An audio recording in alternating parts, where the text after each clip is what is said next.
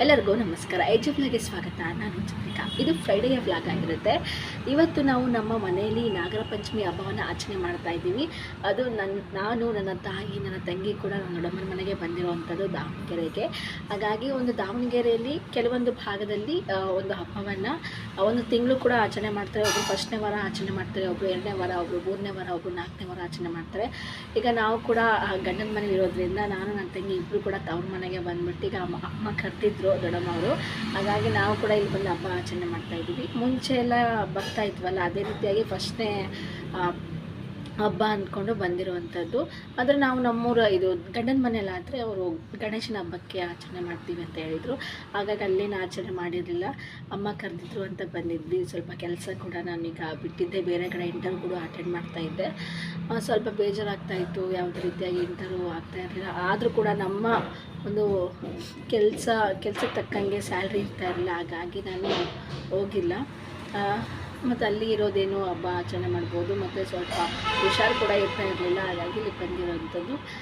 So ಇದು ಇವತ್ತಿನ ಒಂದು ನಾಗರ ಪಂಚಮಿ ಹಬ್ಬವನ್ನು ಆಚರಣೆ ಮಾಡುವಂಥ ದಿನ ಆಗಿದೆ. ತುಂಬ ಸಂಭ್ರಮದಿಂದ ಇದ್ದೀವಿ. ಅದರಲ್ಲೂ ನಮ್ಮ ಅತ್ತೆಯವರ ಬರ್ತ್ಡೇ ಕೂಡ ಇದೆ ಇವತ್ತು. ಆಲ್ರೆಡಿ ನಮ್ಮಮ್ಮ ಎಲ್ಲ ತಯಾರಿ ಮಾಡ್ಕೊತಿದ್ದಾರೆ, ಹಾಗಾಗಿ ಡಿಸ್ಟರ್ಬೆನ್ಸ್ ಇದೆ. ಸೊ ಇದು ಇವತ್ತಿನ ಬ್ಲಾಗ್ ಆಗಿರುತ್ತೆ. ಎಲ್ಲರೂ ಕೂಡ ನನ್ನ ಮಿಸ್ ಮಾಡಿದ್ರೆ ನನ್ನ ಬ್ಲಾಗ್ನ ನೋಡಿ ಅಂತ ಹೇಳ್ತಾ ಎಲ್ಲರಿಗೂ ನಮಸ್ಕಾರ. ನಾಗರ ಪಂಚಮಿ ಹಬ್ಬ ಅಂದ ತಕ್ಷಣ ಪ್ರತಿಯೊಬ್ಬ ಹೆಣ್ಮಕ್ಳಿಗೆ ಒಂದು ಖುಷಿ, ಸಂತೋಷ, ಸಂಭ್ರಮ ಕೊಡುವಂಥ ಹಬ್ಬ ಅಂತಲೇ ಹೇಳ್ಬೋದು. ಈ ಹಬ್ಬದಂದೇ ರಕ್ಷಾ ಬಂಧನ ಕೂಡ ಆಚರಣೆ ಮಾಡುವಂಥದ್ದು. ಇನ್ನು ಅನೇಕ ಹಾವಿನ ಇತಿಹಾಸಗಳು ಇವೆ. ಅವುಗಳಲ್ಲಿ ನಾವು ನಿಮಗೆ ಜಾನಪದ ಕಥೆಯೊಂದನ್ನು ನಿಮಗೆ ತಿಳಿಸ್ತಾ ಇದ್ದೇನೆ. ಹಾವುಗಳು ಮತ್ತು ಹಬ್ಬದ ಬಗ್ಗೆ ಗ್ರಂಥಗಳಲ್ಲಿ ಉಲ್ಲೇಖಗಳಲ್ಲಿ ಹೊರತುಪಡಿಸಿ ಅನೇಕ ಜಾನಪದ ಕಥೆಗಳು ಕೂಡ ಇವೆ. ಅಂತಹ ಒಂದು ಕತೆ, ಒಂದು ಹಳ್ಳಿಯಲ್ಲಿ ಒಬ್ಬ ರೈತ ವಾಸವಿದ್ದ. ರೈತನ ಕತೆ ಇದಾಗಿರ್ತದೆ. ಆ ರೈತನಿಗೆ 2 ಗಂಡು ಮಕ್ಕಳಿರ್ತಾರೆ. ಅವರಲ್ಲಿ ಒಬ್ಬ ಉಳುಮೆ ಕೆಲಸ ಮಾಡೋ ವೇಳೆಯಲ್ಲಿ 3 ಹಾವುಗಳನ್ನು ಆ ರೈತನ ಮಗ ಕೊಂದ್ಬಿಡ್ತಾನೆ. ನಂತರ ಆ ಹಾವಿನ ತಾಯಿ ಅದೇ ರಾತ್ರಿ ರೈತ ಮತ್ತು ಅವನ ಹೆಂಡತಿ ಮತ್ತು 2 ಮಕ್ಕಳನ್ನು ಕಚ್ಚುವ ಮೂಲಕ ಸೇಡು ತೀರಿಸ್ಕೊಳ್ತಾರೆ. ಇದರಿಂದ ರೈತನ ಕುಟುಂಬದವರು ಸತ್ತೋಗ್ತಾರೆ. ಮರುದಿನ ರೈತನ ಒಬ್ಬಳು ಮಗಳು ತನ್ನ ತಂದೆ, ತಾಯಿ, ಅಣ್ಣ, ತಮ್ಮನ ಸಾವಿನಿಂದ ಕುಗ್ಗಿದ ಅವಳು ತುಂಬ ದುಃಖಿತಳಾಗ್ತಾಳೆ. ನಂತರ ಅವಳು ತಾಯಿ ಹಾವಿನ ಮುಂದೆ ಹಾಲನ್ನು ತಂದು ಮುಂದೆ ಇಟ್ಟು ಅರ್ಪಿಸಿ ಕ್ಷಮೆಗಾಗಿ ಮತ್ತು ತನ್ನ ಹೆತ್ತವರು ಮತ್ತು ಸಹೋದರರ ಜೀವನವನ್ನು ಪುನರ್ಜನ್ಮಕ್ಕಾಗಿ ಬೇಡಿಕೊಳ್ತಾಳೆ.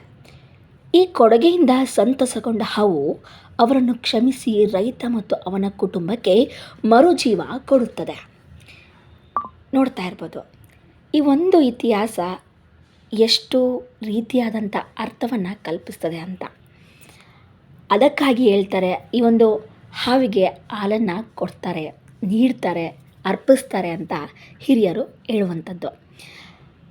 ಈ ಒಂದು ಹಾವಿನ ಬಗ್ಗೆ ಹಲವು ಇತಿಹಾಸಗಳೇ ಇವೆ. ಅದರಲ್ಲಿ ನಾನು ನಿಮಗೆ ತಿಳಿಸಿದಂಥ ಒಂದು ಪುಟ್ಟ ಇತಿಹಾಸ ಇದಾಗಿರ್ತದೆ. ಎಷ್ಟೋ ಜನಕ್ಕೆ ಗೊತ್ತಿರ್ಬೋದು, ಗೊತ್ತೇ ಇರದೇ ಇರ್ಬೋದು. ಹಾಗಾಗಿ ನಾನು ನಿಮಗೆ ತಿಳಿಸುವಂಥ ಪ್ರಯತ್ನ ಮಾಡ್ತೀನಿ, ಒಂದು ಸುದ್ದಿಯ ಮೂಲಕ ಅಂತ ನಾನು ಹೇಳ್ಬೋದು. ಇದು ಮೊದಲೇ ಬಾರಿ ನಿಮಗೆ ಸುದ್ದಿಯ ರೀತಿಯಾಗಿ ಒಂದು ನಿಮಗೆ ತಿಳಿಸಿರುವಂಥದ್ದು. ಸೊ ಇದಾಗಿತ್ತು ಒಂದು ಪುಟ್ಟ ಮಾಹಿತಿ. ಇದು ನನ್ನ ದೊಡ್ಡಮ್ಮನ ಮನೆಯಲ್ಲಿ ನಾವು ಒಂದು ಹಬ್ಬವನ್ನು ಆಚರಣೆ ಮಾಡಿರುವಂಥದ್ದು. ನಮ್ಮಮ್ಮ ನನಗೆ ಹೇಳಿಬಿಟ್ರು, ನೀನೇ ಎಲ್ಲ ಪೂಜೆ ತಯಾರಿ ಮಾಡು, ನಾನು ಅಡುಗೆ ತಯಾರಿ ಮಾಡ್ತೀನಿ ಅಂತ ಹೇಳಿದರು. ಹಾಗಾಗಿ ನಾನು ಸರಿ ಅಂತ ಹೇಳ್ಬಿಟ್ಟು ಎಲ್ಲ ಪೂಜೆ ಎಲ್ಲ ಕ್ಲೀನಾಗಿ ಎಲ್ಲ ಫೋಟೋಗಳೆಲ್ಲ ಒರೆಸ್ಬಿಟ್ಟು ಎಲ್ಲ ಆಚರಣೆನ ಮಾಡಲಿಕ್ಕೆ ಒಂದು ಏನೇನೋ ಹಬ್ಬ ಒಂದು ಆಚರಣೆ ಮಾಡಲಿಕ್ಕೆ ಏನೆಲ್ಲ ತಯಾರಿ ಮಾಡ್ತಾಯಿದ್ರು ಅದನ್ನೇ ಕೂಡ ನಾನು ಎಲ್ಲನೂ ಮಾಡ್ಕೊತ ಬಂದೆ. ಬಟ್ ಇಲ್ಲಿ ಸ್ವಲ್ಪ ನಿಮಗೆ ಕತ್ಲು ಅನ್ನಿಸ್ಬೋದು. ಮನೆ ದೊಡ್ಡದಾಗೇ ಇದೆ, ದೇವ್ರ ಕೋಣೆ ಕೂಡ ತುಂಬ ಚೆನ್ನಾಗಿದೆ. ಬಟ್ ರಿಂಗ್ ಲೈಟ್ಸ್ ಇಲ್ಲದೆ ಇರೋ ಕಾರಣದಿಂದ ಸ್ವಲ್ಪ ಸರಿಯಾಗಿ ಕಾಣ್ತಾ ಇರಲಿಲ್ಲ. ಕರೆಂಟ್ ಬೇರೆ ಹೋಗ್ಬಿಟ್ಟಿತ್ತು. ಹಾಗಾಗಿ ಪೂಜೆನ ತಡ ಮಾಡೋದು ಬೇಡ ಅಂತಂದು ನಾನು ಪ್ರಾರಂಭಿಸ್ಬಿಟ್ಟೆ. ಹಾಗಾಗಿ ಸ್ವಲ್ಪ ಒಂದು ವಿಡಿಯೋ ಸರಿಯಾಗಿ ಬರದೇ ಇರ್ಬೋದು. ಕೊನೆಯದಾಗಿ ಎಲ್ಲ ಪೂಜೆ ತಯಾರಿ ಎಲ್ಲ ಮಾಡಿಕೊಂಡು ಅಮ್ಮ ಕೂಡ ಎಲ್ಲ ನೈವೇದ್ಯಕ್ಕೆ ಏನೇನು ಬೇಕೋ ಅದನ್ನೆಲ್ಲ ಮಾಡಿದರು. ಮತ್ತು ಉಂಡೆಗಳನ್ನ ಮಾಡಿಬಿಟ್ಟು ಹಾಗೆ ತಾನೇ ಮಾಡಿಕೊಟ್ರು. ಮತ್ತು ಪೂಜೆಗೆ ಏನೇನು ಬೇಕೋ, ಉಡಿ ತುಂಬಲಿಕ್ಕೆ ಏನೇನು ಬೇಕೋ ಎಲ್ಲನೂ ರೆಡಿ ಮಾಡಿಬಿಟ್ಟು ಎಲ್ಲರೂ ಕೂಡ ಒಬ್ಬೊಬ್ಬರೇ ಮನೆಗೆ ಕೂಡ ಬರಲಿಕ್ಕೆ ಸ್ಟಾರ್ಟ್ ಮಾಡಿದರು. ಅತ್ತಿಗೆಯನ್ನಾಗಿರ್ಬೋದು, ಅಮ್ಮಂದರು, ಅತ್ತೆಯವರಾಗಿರ್ಬೋದು ಎಲ್ಲರೂ ಬಂದುಬಿಟ್ಟು ಹಾಲಿರಲಿಕ್ಕೆ ಸ್ಟಾರ್ಟ್ ಮಾಡಿದರು. ಬಟ್ ಬ್ಯುಸಿ ಇರೋದ್ರಿಂದ ನನ್ನ ತಂಗಿ ಬಂದು ನಂದು ಅಷ್ಟೇ ವೀಡಿಯೋ ಮಾಡಿದ್ಲು, ಯಾರ್ದು ಕೂಡ ಮಾಡಲಿಕ್ಕೆ ಆಗಲಿಲ್ಲ. ಸೊ ಪೂಜೆ ಮಾತ್ರ ಚಿಕ್ಕದಾಗಿ ಚೊಕ್ಕದಾಗಿ ತುಂಬ ಚೆನ್ನಾಗಿ ನಡೀತು.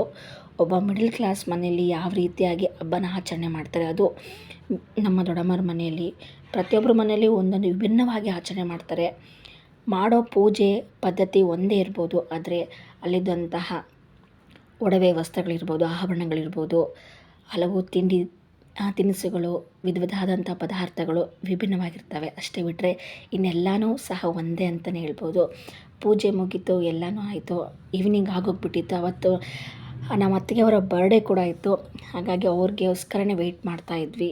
ನನ್ನ ತಂಗಿ ಕೇಕ್ ತರಲಿಕ್ಕೆ ಅಂತ ಹೋಗಿದ್ಲು. ಹಾಗಾಗಿ ನನ್ನ ಮಗಳನ್ನ ನಾನು ಹಿಡ್ಕೊಂಡಿದ್ದೆ. ಅವಳಂತೂ ಫುಲ್ ಸಾಂಗ್ ಹಾಕ್ಬಿಟ್ಟಿದ್ದೆ. ಸಾಂಗ್ ಹಾಕಿರೋದ್ರಿಂದ ಅವಳು ಡ್ಯಾನ್ಸ್ ಮಾಡಲಿಕ್ಕೆ ಫುಲ್ಲು ಜೋಶಲ್ಲಿದ್ಲು. ಬಟ್ ಅವಳು ಕೆಳಗೆ ಇಳಿಸಂಗಿರಲಿಲ್ಲ. ಅವಳ ಜೊತೆ ನಾನು ಮಾಡಬೇಕಿತ್ತು. ನಾನು ಮಾಡಿಲ್ಲ ಅಂದ್ರೂ ತುಂಬಾ ಅಳ್ತಾ ಇರ್ತಿದ್ಲು. ಅದು ಒಂದು ನೋಡ್ತಾ ಇರ್ಬೋದು. ಮಕ್ಕಳ ಜೊತೆ ನಾವು ಮಕ್ಕಳಾಗಿದ್ದಾಗ ಎಷ್ಟು ಖುಷಿ ಇರುತ್ತೆ, ಅದೇ ರೀತಿಯಾಗಿ ನಾವು ಹೊರಗಡೆ ಕೆಲಸಕ್ಕೆ ಹೋದಾಗ ನಾವು ಎಷ್ಟು ಸ್ಟ್ರೆಸ್ಸಲ್ಲಿರ್ತೀವಿ ಅಂತಂದು ಇಲ್ಲೇ ನೋಡ್ಬೋದು. ನಾನು ಎಷ್ಟು ಖುಷಿಯಾಗಿದ್ದೆ. ಕೆಲಸ ಇಲ್ಲದೆ ಇರ್ಬೋದು, ಆ ಮಗು ಜೊತೆ ನನ್ನ ಕೆಲಸದ ಒತ್ತಡಗಳನ್ನ ಮರೆತುಬಿಟ್ಟು ನನ್ನದೇ ಆದಂಥ ಒಂದು ಪ್ರಪಂಚದಲ್ಲಿ ಇದ್ದೆ ಅಂತಲೇ ಹೇಳ್ಬೋದು. ನೋಡಿ, ಅಮ್ಮನೂ ಕೂಡ ಎಷ್ಟು ಖುಷಿಯಾಗಿದ್ದರು. ನಾನು ಆಲ್ರೆಡಿ ಎಲ್ಲ ಕಸ ಗುಡಿಸಿ ಎಲ್ಲ ಕ್ಲೀನ್ ಮಾಡಿ ಎಲ್ಲ ಚೆನ್ನಾಗಿ ಇಟ್ಕೊಂಡಿದ್ದೆ. ಬಟ್ ಅವಳೆಲ್ಲ ಅಳ್ಬಿಟ್ಟಿತ್ತು ಅಂತಂದು ನಮ್ಮಮ್ಮ ಮತ್ತೆ ಎಲ್ಲ ಆ ಒಂದು ಹಾಲ್ನ ಮತ್ತೆ ಕಸ ಗುಡಿಸ್ತಾಯಿದ್ರು. ನಾನಂತರೂ ಅಣ್ಣವ್ರು ಬರ್ತಾಯಿದ್ರು ಅಂತ ಅವ್ರಿಗೋಸ್ಕರ ವೆಯ್ಟ್ ಮಾಡ್ತಾಯಿದ್ದೆ. ಅಮ್ಮ ವೀಡಿಯೋ ಮಾಡಿ ಅಂತಂದರೆ ಸರಿ ಮಾಡ್ತೀನಿ ಕೊಡು ಅಂತದೇನೋ ಹೊಸ ಪ್ರಯತ್ನ. ನಮ್ಮಮ್ಮ ಮೊದಲೇ ಬಾರಿಗೆ ವೀಡಿಯೋ ಮಾಡಿದ್ದು. ನೀವು ನೋಡ್ತಾ ಇರ್ಬೋದು. ಅವಳು ಎಷ್ಟು ಖುಷಿಯಾಗಿದ್ಲು ಅಂದರೆ ಅವ್ರ ಅಮ್ಮನೇ ಮರ್ತುಬಿಟ್ಟಿದ್ಲು. ನಮ್ಮಮ್ಮನೇ ಅಂತ ಅಂದ್ಕೊಂಡು ಅವಳು ಆ ಥರ ನನ್ನ ಜೊತೆಗಿದ್ಲು. ಖುಷಿಯಾಗ್ಬಿಡುತ್ತೆ. ಮಕ್ಕಳು ಬೇರೆಯವ್ರ ಜೊತೆಗೆ ಬರೋದೇ ತುಂಬ ರೇರ್ ಆಗಿ ಹೋಗಿರುತ್ತೆ. ಯಾಕಂದರೆ ಅವ್ರ ಮನೆ ಫ್ಯಾಮಿಲಿ ಅಪ್ಪ ಅಮ್ಮ ಅಂತ ಇಷ್ಟೇ ಇರ್ತಾರೆ. ಯಾವಾಗ ವಾರಕ್ಕೊಂದ್ಸಲಿ, ತಿಂಗಳಿಗೊಂದ್ಸಲಿ, ವರ್ಷಕ್ಕೊಂದ್ಸಲಿ ಬಂದಾಗ ಅವ್ರ ಮುಖ ಪರಿಚಯ ಇರೋದಿಲ್ಲ. ಆದರೂ ಸಹ ಅವಳು ನನ್ನ ಜೊತೆಗೆ ತುಂಬ ಖುಷಿಯಾಗಿದ್ಲು. ಮನೇಲಿ ದೊಡ್ಡಮ್ಮ ಯಾವಾಗಲೂ ಒಬ್ಬರೇ ಇರ್ತಾಯಿದ್ರು. ಅವ್ರಿಗೂ ಸಹ ನಾವೆಲ್ಲ ಹೋಗಿದ್ದು ಒಂಥರ ತುಂಬಾ ಖುಷಿ ಅಂತ ಹೇಳ್ಬೋದು. ನೋಡ್ತಾ ಇರ್ಬೋದು, ನಮ್ಮ ಅತ್ತಿಗೆ, ಎರಡನೇ ಅತ್ತಿಗೆ, ಅಮ್ಮ, ಅವ್ರ ಮಕ್ಕಳು ಇಬ್ಬರು ಸಹ ಎಲ್ಲರೂ ಸಹ ದೊಡ್ಡಮ್ಮ ಎಲ್ಲರೂ ಸಹ ವೆಯ್ಟ್ ಮಾಡ್ತಾಯಿದ್ವಿ. ಮತ್ತು ನಮ್ಮ ಎರಡನೇ ಅತ್ತಿಗೆ ಕೂಡ ಬಂದರು. ಅವ್ರದ್ದೇ ಈಗ ಮೊದಲನೇ ಅತ್ತಿಗೆ ಇವರು, ಅವ್ರದ್ದೇ ಬರ್ತಡೇ ಇರೋದು. ಅವ್ರ ಬರ್ಡೇಗೆ ಎಲ್ಲ ತಯಾರಿ ಮಾಡ್ಕೊತಾ ಇದ್ದು. ತಯಾರಿ ಅಂದರೆ ಅಷ್ಟು ಗ್ರ್ಯಾಂಡಾಗಿ ಏನಲ್ಲ. ಅವ್ರಿಗೆ ಗೊತ್ತಿರಲಿಲ್ಲ ನಾವು ಬರ್ಡೇ ಸೆಲೆಬ್ರೇಷನ್ ಮಾಡ್ತೀವಂತ. ಜಸ್ಟ್ ನಾವು ಟೆಂಪಲ್ಗೆ ಹೋಗ್ಬಿಟ್ಟು ಅಲ್ಲೇ ದೇವಸ್ಥಾನಕ್ಕೆ ಎಲ್ಲ ಮುಗಿಸ್ಕೊಂಡು, ದರ್ಶನ ಮುಗಿಸ್ಕೊಂಡು, ಅದಾದ ನಂತರ ಹೋಟೆಲ್ಗೆ ಹೋಗಬೇಕು ಅಂತ ಇದ್ದೆ.